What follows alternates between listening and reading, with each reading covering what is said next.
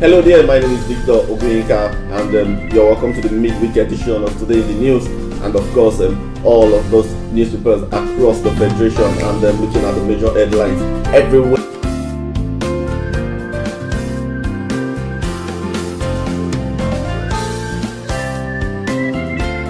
Over 1,000 people are benefiting from free medical services provided by the FCT chapter.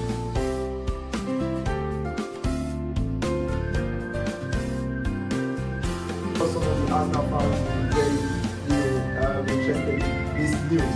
Arsenal's first club transfer record signed Pep.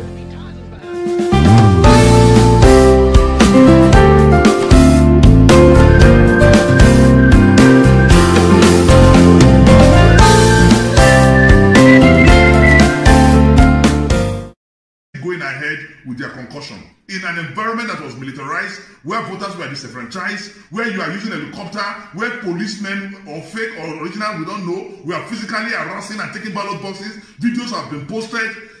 INEC is still continuing with computation of results in such atmosphere. We will not accept this. This is not an election. We posted all, and we have records of all our votes that we have won clearly. But we will not take it. And may the blood of those who have been killed in the election yesterday rise in the defense of the masses of Kogi State.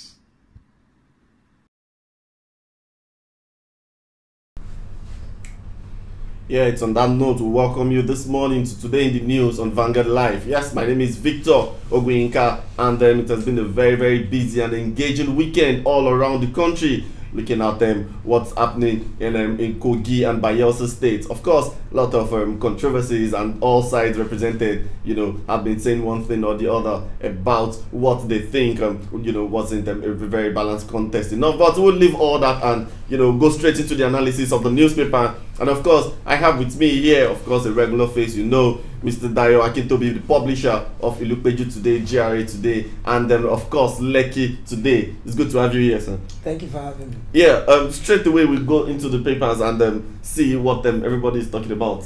It's just a familiar weekend, we must say, when it's election in Nigeria, we know what it looks like every day. Okay, so this, was it any different from what it used to be? Not really. Yeah. Absolutely. It played out the way it's always played out. Of course. And many aspects of it were quite disappointing. I mean, seeing things like the violence, the gunshots. We saw videos of ballot snatching. We saw the military. We saw police. We saw a lot of unsavory behavior that we would have hoped we would have overcome by this time in our democratic evolution. Okay, very quickly we go to the headlines, and we start with Vanguard this morning, and we have PDP cries foul as APC tops in Kogi, clears Bayelsa governorship polls. Until the days of Goodluck Jonathan and a couple of people, whenever there's an election result, it's always the less favored party crying foul, and that is exactly what it is. You follow that election. What would you say is your take from everything that played out from Kogi to Bayelsa? Well, it speaks to the fact that people will express their sentiment based on their real life day-to-day experiences. I would say that PDP has been a force, particularly in Bayelsa, over the years, and in Kogi, the incumbent has not really had a very good record of performance. So one would have expected that the results wouldn't have come out the way they did. But obviously he was able to appeal to the right sentiments of the people. And for me, the shocker is Bayelsa, really, because the South and the Southeast have been a monolithic PDP stronghold over the years. And now that there suddenly seems to be a chink in that armor, maybe this is the beginning of a wholesale change in that sector of the country. Yeah, let's look at it, clearer on the bigger picture. We saw some news from the social media and everything. Of course, social media is not to be all trusted when it comes to the pictures, the videos, and some of those things we see. But there were some cases like we saw a video from the Kogi West senatorial candidate for PDP, Dino Melai, talking about what he feels about that election. And of course, he announced himself yesterday that he lost his nephew, to gunshots in the process of all these things. Do we have to go this violent when it comes to electing our leaders? Politics shouldn't be a do or die affair. But what happens is that in Nigeria, political office is so attractive that people are ready to actually kill and be killed to get there. So we need to actually tamp down the attractiveness of political office to be able to get away from this issue of people having to fight, break bones, spill blood just to be able to get there. I don't think for as long as political office is this attractive, we'll ever be able to separate violence from the electoral process. You know what is very funny to me, whenever we talk about political offices and its attractiveness, we are talking about the same group of people that we are hoping would make it less attractive. Would that ever going to happen? I think it would take a people push. I don't think I don't think the representatives themselves have the incentive to make it less attractive for themselves. You're not talking about a revolution, are you? No. Okay. That story is on page 5. PDP cries foul as APC tops in Kogi clears Bayelsa governorship polls there on page 5, and you can see the riders, different angles represented. The PDP kicks, alleges army worked against it. Yes, APC is going to reply. APC urges calm, accuses PDP of importing thugs from Oyo, Osun. Like someone asked a very, very important question yesterday, saying that just how did you recognize what thugs belong to what party? And it struck me really that when you say there's a thug somewhere, how do you know that this thug belongs to this political party or that political party? It doesn't matter. In politics, posturing, perception is reality. So it doesn't matter who the thug belongs to. Even if the thug belongs to you, you will claim it belongs to the opposition. That is politics for you. You seize the moment. You take advantage of the situation against your opponent at any given moment. So even if it's your thug, you will say it's your opponent's thug. That's politics. Of course, indeed. PDP saying thugs were imported from Osun or your states. Yeah, and then US, UK, others call for calm and thorough investigation. Of course, it's always the UK, the US that are always the big brother looking out from heaven, and trying to bring peace and everywhere. Well, I've participated in some US elections myself, and I would tell you that their elections are not perfect either. I mean, they've probably got the process more efficient than we do, because they've done it a whole lot more times than we have. But they don't have flawless elections either. It calls to mind the time of Bush versus Gore, and they were holding up ballot papers to see if the punch went all the way through or partially, to be able to determine if it was a valid vote or not. So they've got issues as well. I think that I don't particularly like this notion of an external entity coming to look over us and tell us what we're not doing right. I think we should be able to police ourselves. But most of the time, it turns out that we run to them. Yes. You go whenever they say, you run to them, you say they should come. And are we ever going to be as independent as we're supposed to be as a nation? We will. We need to get away from that colonial mentality which says that we need a big brother to validate our processes. I think we should get to the point where we are credible enough to stand up and say, we ourselves have checked it, and we ourselves accept that it was well done. That's going to be a long time for us to get there, but hopefully it's not impossible. And of course, we're talking about the riders with that major headline there. We have CSOs decry level of violence, seek passage of electoral offences. Indeed, there were violence in that election. We saw them, So I think something really, really needs to be done. People, just beyond the people, the government themselves, need to come out and, just like you said, and factor out a way to make this thing less, colorful, so that we'll just go to do what we have to do and get that. I saw a video, I don't know if you saw that video, from a former president, Goodluck Jonathan, and saying that the youth, majority of the youth are participating in the election either as ad hoc staff for INEC or as voters themselves. But in the end, it is the youth that should even be held responsible for whatsoever goes wrong during an election. Do you agree? I think we do need to have an Electoral Offences Act that is enforced. I think there need to be penalties for electoral offences. I think for too long, with impunity, people have been able to do things at will, whether it's rigging, whether it's ballot snatching, whether it's violence, and they do it and they get away with it. When was the last time you actually heard of somebody being arrested, prosecuted and penalized for an election offense. Indeed. Okay, and of course we have 30 missing INEC staff found. 30 missing. They just gone missing. You know, of course we won't say. I like the choice of word missing here, not kidnapped. Well, you don't know what to believe, and this is part of the problem, because we originally heard from INEC that their staff was missing, and then later on they now issued a release that they're all accounted for, that in actual fact, due to logistics and movement, they just couldn't tell where they were at a particular point in time, but they've confirmed that they're all in their homes and they're all safe and well. So INEC is trying to say they were never missing, but there are other aspects of the media that are saying they actually were missing, whether kidnapped, whether relocated against their will, whatever the case may be. But we're glad they're safe. Yeah. And well. Okay, talking about INEC, this is about the second election we're having this year. You know, following the governorship and the presidential election, and this one. Would you say this election that ended 48 hours ago is an upgrade of where we left it in March? No, we've regressed. From what I saw yesterday, these two are actually worse than the presidential we had earlier in the year, presidential, gubernatorial, and the legislative. Yesterday, there was a breakdown of law and order in both states. There was mayhem, there was disorganization. I think the elections earlier in the year ran smoother, despite the fact that they had more locations. Yesterday was just 2 states. But by and large, from reports that we've seen since yesterday, it was much more chaotic yesterday than earlier in the year. Yeah. I don't know if that's an indictment of INEC. I don't know if they were ill prepared. I think they had enough time to actually prepare for this election. So I don't know. I guess the verdict will come down in a few days. Indeed. And finally on that one is Serap 6 probe of APC PDP officials. Just like you said, it is always a blame game. I think we should really beam our light on the major political parties there and make them answer some questions whenever it comes to this. So Serap is calling for a probe, of both parties and their involvement. If you're coming for an election in another state and you're going to show solidarity to your party member, who should you come with?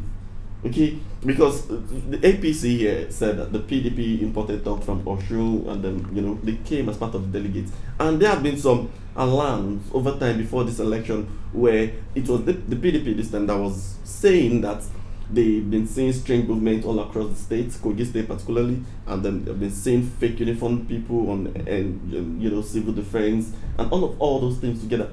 How do we control? Bearing in mind that the police have over about 50,000 men in Kogi, about 30,000 elsewhere in Bayelsa. How exactly do we have an organized election? Looking at it from the security angle now, how do we control this? Well, with that complement of police, 50,000 in one state and 30,000 in another state, you would expect that there should be law and order. With that kind of a show of force or a presence of police, you would expect. So apparently it has nothing to do with police presence in terms of maintaining law and order and proper procedures. I would say that they need to enforce electoral offenses, and they need to penalize people who are apprehended and convicted of committing electoral offenses. And it goes back to that issue of let's decentralize political offices and not make them so attractive so that not everybody has to go there, not everybody is interested in going there, and not so many political operatives are interested in backing their leaders to get there, because once their leaders get there, then it trickles down, the benefits trickle down to them as well. Yeah, of course. And on page 11 we have magic results coming from Kogi, says Dino Melaye. If you're just joining us, it is today in the news on Vanguard Live. My name is Victor Ogwinka, and I'll be speaking with publisher Elupeju today, and of course GRA today, and Lekki today, Mr. Dayo Akintobi, and we are looking at the major headlines together. You can join the conversation and tell us what you think about the past election, Kogi and Bayelsa State. What's your take? You saw videos. You probably were part of the election. Just tell us what you think about it, and let us have some important discussion this morning. Okay, away from that election, let us go straight to something that is brewing, and if it is not really nip in the bud, might end up turning to something like this when it happens, and that is what is happening in Edo State.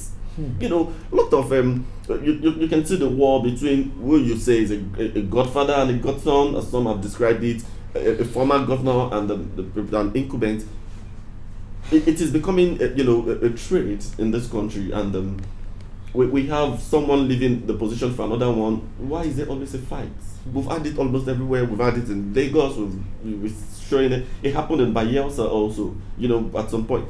Why is there, always, this differences? Well, because the Godfather, who is responsible for you getting there, has a sense of the fact that I made you, I put you there, so I have a say in what you do. And of course, once you get there and you realize you have the instrumentalities of power and you're actually independent, then you have a tendency to want to do to do what you consider right. And a lot of times it's at loggerheads with what your Godfather wants. So at the end of the day, what matters is that candidates should be independent. I think this is why you don't really see governors bringing up their deputies to succeed them. You see them go outside and pluck somebody that from obscurity that we don't know, because they know if their deputies come in there, they have their own mind, they will do their own thing and they will have no say. So I would say that we need to get away from anointed candidates. Let people come out on their own independently. Of course, because of the financial aspect that campaigns need to be funded, you need somebody to back you. But I think it's wrong for an existing incumbent to anoint his successor. That's what leads to this. Okay, that story on page 12, we have Obaseki plotting to attack Oshiomhole, others, that is Edo APC. And the writer, they said there's peace in Edo. All thugs have migrated to Abuja, coming from the Edo government. It doesn't have to be this messy. It's a shame to be in the public square and slinging mud like that. Exactly. Really bad. Indeed. Okay, so not much other on that one. Away from there to noise pollution. This story actually got my attention, and I like what is developed, what is turning out to be on page 10. Noise pollution. Lagos State government shuts 8 religious houses.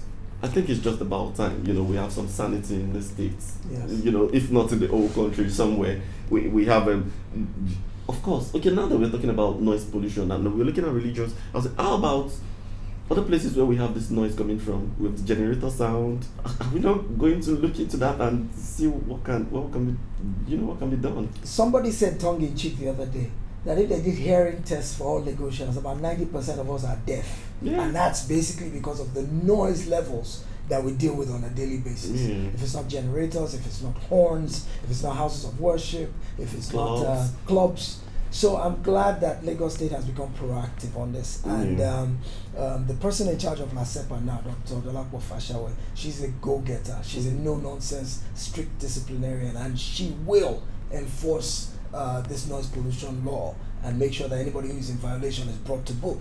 The thing I like about it that I read is that if you get shut down by LASEPA now for noise pollution, the Residents Association of that community have got to sign a guarantor letter for you before they open you back That's up. interesting. Very, very interesting. Okay, we'll see how that plays out, and of course they've sounded warnings to others that they are coming for them. So if you're one of those causing noise pollution in Lagos, it's time for you to watch it. You may just want to reduce that noise or just put that speaker off. Absolutely. Absolutely. And indeed, let us even look at it, from the religious angle. Does it make the religious houses fuller? Those noises we get, does it help in spreading what they think they're spreading? No, I don't think so. I think that by having the speakers outside, they're basically evangelizing to people who are not within their premises. They believe they're spreading their own particular gospel to people within earshot. But your religion is not supposed to disturb your neighbor's peace. So if that's what it takes to spread the gospel, then I think you need to find a different way to do it. Okay, so we'll leave that as it is, and let's talk about hate speech. Yeah, it's speech everywhere, and we have on page 10 and 11 hate speech bill, recipe for anarchy. That is Archbishop Martins, and we have no responsible government will suppress citizens' voice, coming from Adebanjo. That's on page 10 and 11 on hate speech there. This is something that is making everybody worry, from social media to the press and everybody together. What's your take on hate speech bill? Well, as a journalist, of course, I'm biased in one direction, but I can understand where the government is coming from, although I don't think this is a proper solution. It's got to a point where social media has just become a ruffle arena where anything goes. Even as we speak, a good amount of the news out there about yesterday's elections are fake. So there are issues with this citizen journalism, the way technology has created free access to anybody to be able to say what they want, how they want, where they want, and it catches fire. So there's this issue of hate speech, there's this issue of fake news that has suddenly become such a volatile thing in terms of our peace and stability. So yes, government is trying to step in, but I think the hate bill is too draconian. I think it runs the risk of curtailing press freedoms, even freedom of speech. So I think they need to revisit the issue and look at it a little bit more holistically and come up with a better way to police. I mean, the Minister of Information, Alhaji Lai Mohammed, inaugurated a war against fake news and hate speech. And what he did was he went around all the media houses trying to sensitize us to playing a responsible role in the dissemination of information. This was moral suasion, not the hammer of the law.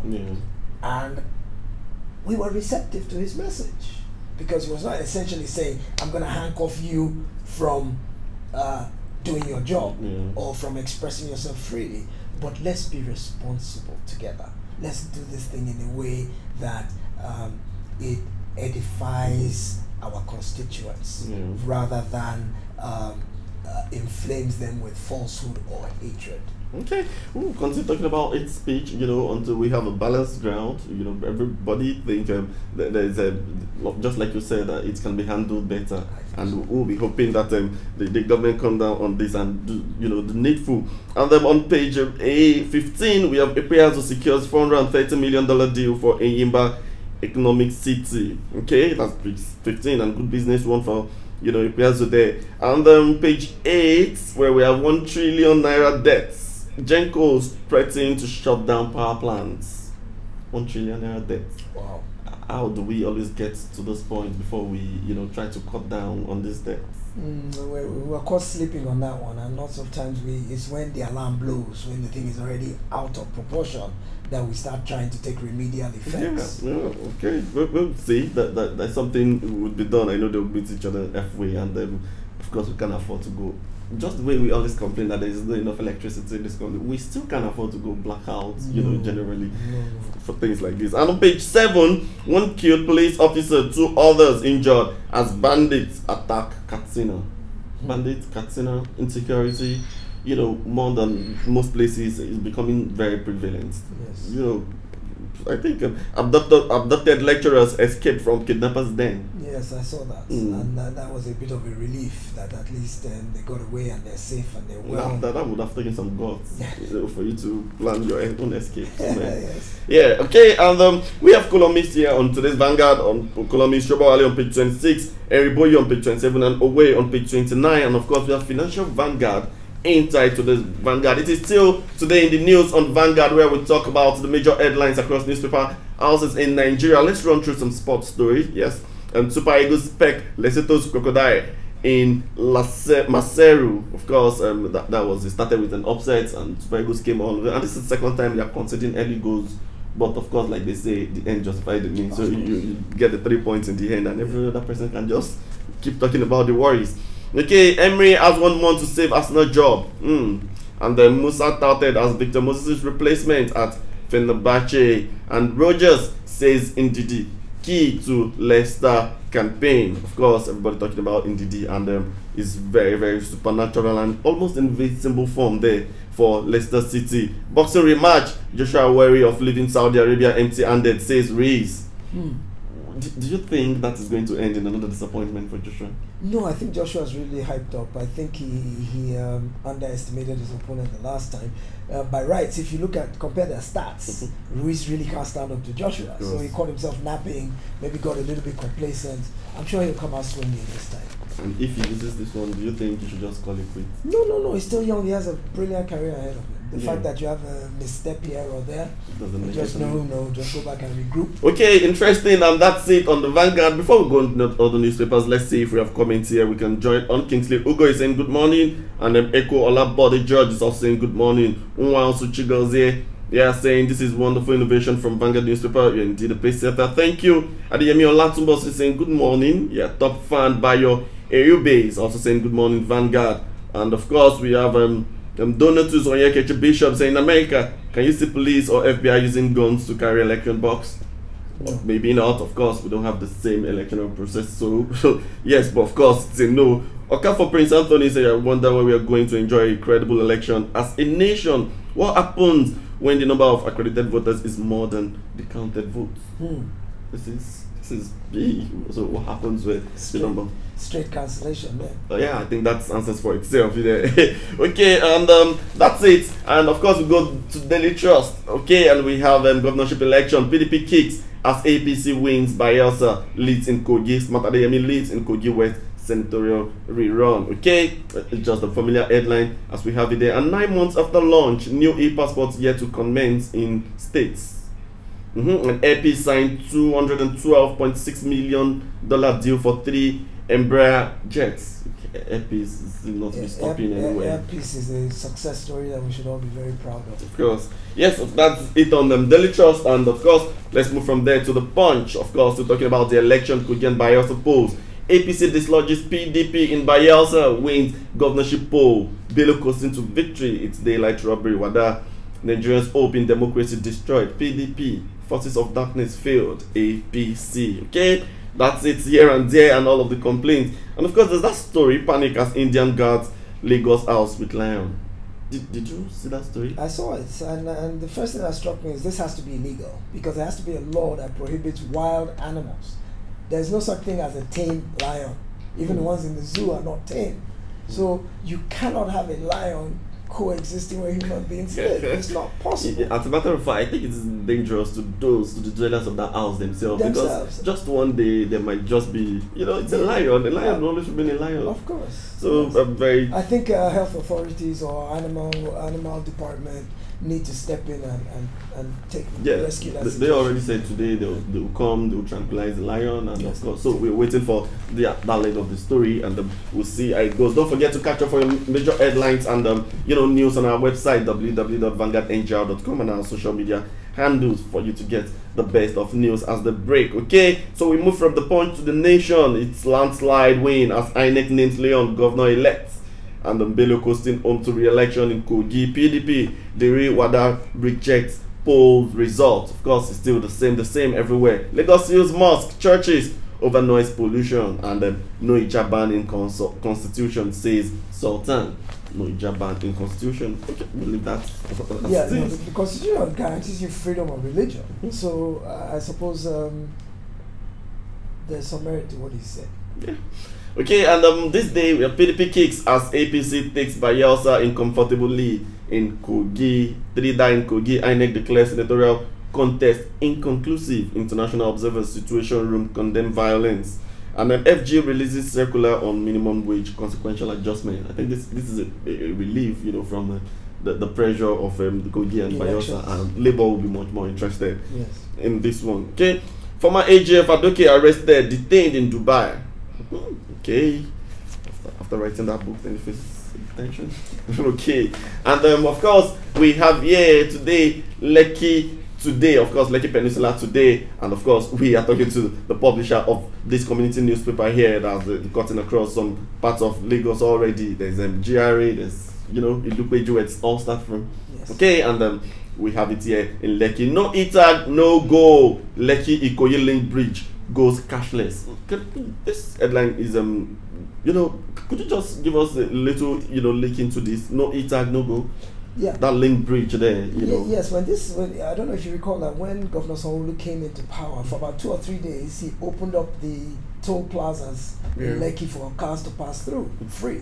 And what they were doing then was they were doing a simulation to see how quickly traffic would move. The reason is because we've had a lot of traffic backlog on both toll plazas, the Lekki Ekpe Expressway and the Ikoyi Link Bridge, trying to get through. And they were trying to do a test to see how can we get this traffic to move faster. Sometimes it could take upwards of 30 minutes just to pass through the toll plaza to pay. And what they discovered was the act of stopping, giving your money, the guy ringing it up, giving you a ticket and giving you a receipt. That process took half a minute per car. And that half a minute is causing such a backlog. And then they equated it with those who have this thing called an e-tag that they've prepaid, and there's a little sensor on your windscreen and you just drive through. So that simulation showed that if they allowed everybody to drive through with an e-tag, it would eliminate a good proportion of the traffic. So you would have to go apply to get that e-tag if you know. Yes, there's an online process to get the e-tag, but what they're coming up with now is that the Lekki-Ikoyi link bridge will be fully cashless. So those who need to pay cash have to go through Ozumba, Victoria Island, through the Lekki Expressway, Toll Plaza by Admiralty Circle. That's the only place you'll be able to pay cash. Okay, it looks like this would really help. Yes, it will definitely reduce traffic. Although the Lekki residents they're proposing that the toll plaza should be moved to the Ikoyi end. Should be moved to the Ikoyi end to relieve the traffic from Lekki. But the government has decided this is what they're going to do for now. Okay, and that's it. No e-tag, no go, of course. And Lekki plans against flooding. You know what to say about Lekki when it comes to rainy season? Ooh, and you know this has been a very extensive and turbulent rainy season. So Lekki really went through a lot of trauma this rainy season. It was virtually submerged underwater for several days at a time, and so government is looking at steps it can take in conjunction with the residents to try and combat flooding. Have you heard of that joke where they say Lekki is a bully egg in makeup when it comes to rainy season? Of course, it's just a joke. And yes, it is still today in the news, and those are the major headlines from different newspapers. We go to comment section and check what's trending on social media, and we just pick some discussion point there. We have one from Frederick Bekilbury saying Bayelsa election was a referendum, the people versus the tyrants who undermine every other stakeholder. Good for the people, okay? That's what it says. And yes, somebody is replying, another person here saying I don't care if the truth come out whether APC or PDP, the truth is the truth, my friend, okay? Whatever it is. And let's see what of course is happening on the Twitter space. It's one of those places where everything goes, and of course we can be sure that there's going to be a Monday motivation, Monday thoughts, as we always have it this morning. Okay. Yes, we have Monday motivation, Monday thoughts, Monday morning, and then this hashtag who you be could you decide 50 million Nigerians, Kanye, Bayelsa, and Vin Diesel, Traffic, David Leon. Okay, let's see Monday motivation. Let's see. Okay, Monday motivation it is. And then Dr. Ifeanyi after Okowa. Okay, that's from the Dr. Governor. As we approach 2020, be deliberate and intentional about your goals. Start planning now. Interesting one from the governor there. Yes. I never knew you had a Twitter account. Okay. And who does it these days? Well, then there's skill might also say take criticism seriously but not personally. I think this is a problem here in this country. We personalize too much of criticism, and then instead of taking it more seriously. Yes, we don't look at the aspect of it that tends to want to improve the situation. We look at the personal attack. Yeah. And Innocent Vehicle is saying anything worth having is worth working for. I agree. Yes. Okay. Yes. Very much so. Yes, and okay, not all heroes wear caps. It's fake, but I love the attitude. Okay, this is a video illustration there. Okay, that's it on the Monday motivation. Let's see if there's something very meaningful we can take from Kogi Decide. Okay. And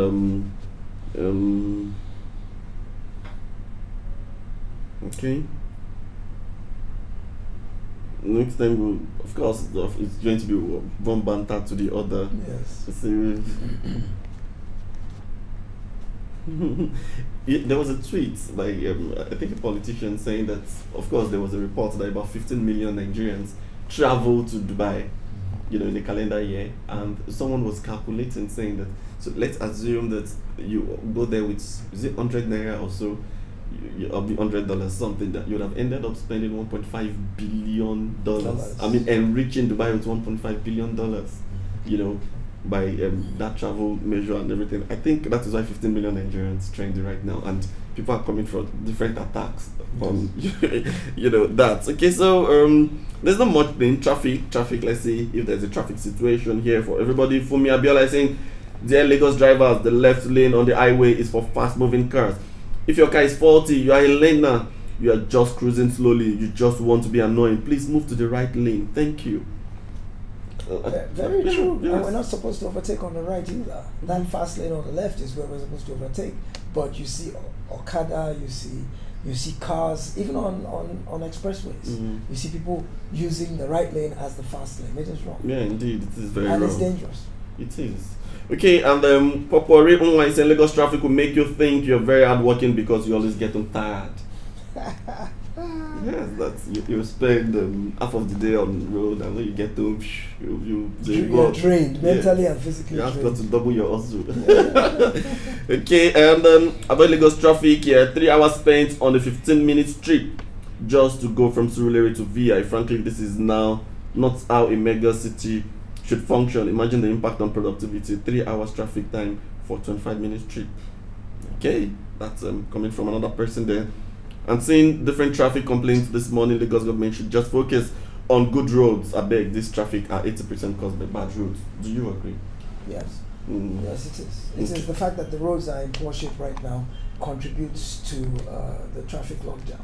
You know, when I look at how the Lagos government is trying to ensure that we have better roads, because they've been doing a lot of, you know, the government said at the end of, was it October, that there will be state of emergency on roads, and I think we've started seeing them. It's increased the gridlock. Now, then I began to wonder that if we've been taking this seriously from time to time, probably wouldn't just have added this bad all at once. Right. So we should, how long do you think roads should be maintained? We don't need to leave things to get to a state of emergency before we act. I think you should have in place a program of periodic maintenance. Roads that are well built. The problem is many of our roads were not built with the view of the kind of traffic they carry these days. They were not built in the 60s and the 70s for the volume of traffic that is plying them on a daily basis. So they can't cope with the weights. They can't cope with the degree of movement that's going up over them. So it needs more maintenance. If they were built with a vision of the kind of volumes, then maybe periodic maintenance of once a year, once every 2 years will be okay. But the fact that we have more traffic than the roads were made for, I think we need to have a regular quarterly intervention. Yes, indeed. And finally, we take some from Nimi Dave saying Dixon will learn his lessons for looking down on GAJ, and Ijo Nation. Okay, that's it this morning, and it's been newspaper review. We've been looking at different headlines from different newspapers across the Federation, and of course I've been speaking with the publisher of Lupeju today, Jerry today, and Lekki today, Mr. Dayo Akintobi. It's very wonderful having you here again, and I hope this is not going to be the last. It's always a pleasure to be here. Yeah, indeed. Okay, so don't forget to join us on our social media space, and of course on our website www.vanguardngr.com for all the news. Yes, I've been working with them, Doze Wogu, Bankole Idowu, and David Ogbona. My name is Victor Ogwinka, so we'll see you next time. Bye bye now.